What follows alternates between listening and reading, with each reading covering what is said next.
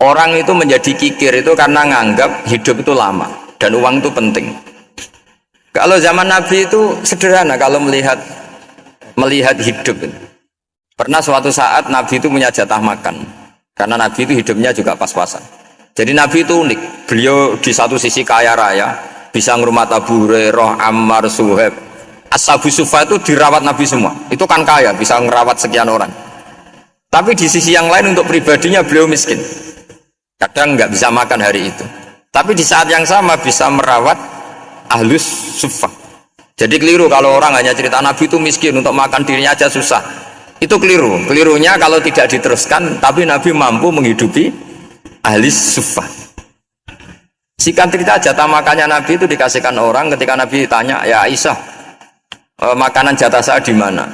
Oh ya Rasulullah, tadi ada orang minta tak kasihkan, maka makanan itu habis.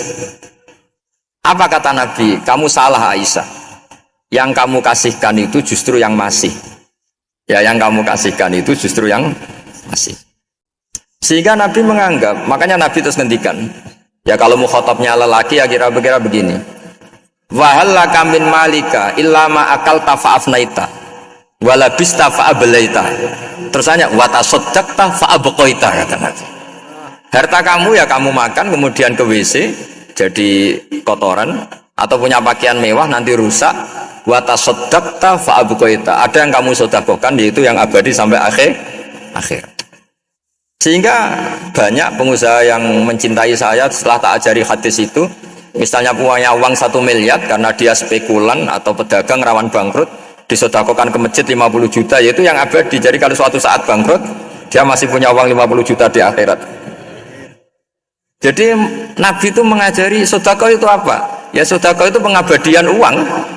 Kalau kita kan enggak, bilang sedekah itu nguras uang. Itu pikirannya setan dan pikirannya orang Islam. Itu cara berpikir setan, bukan cara berpikir umat apa? Sehingga Sayyid Ali Zainal Abidin itu kalau ada orang minta, kemudian beliau ngasih, itu beliau bilang gini, marhaban biman hamala zadi ilal akhirah.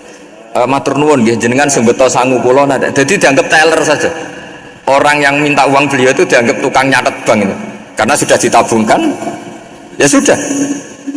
Kalau kita kan enggak, wah pengemis tuh ganggu gini-gini. Kecuali pengemis profesi ya mungkin kita agak-agak enak. Pada zaman akhir itu ada pengemis apa? Profesi. Jadi repot teman.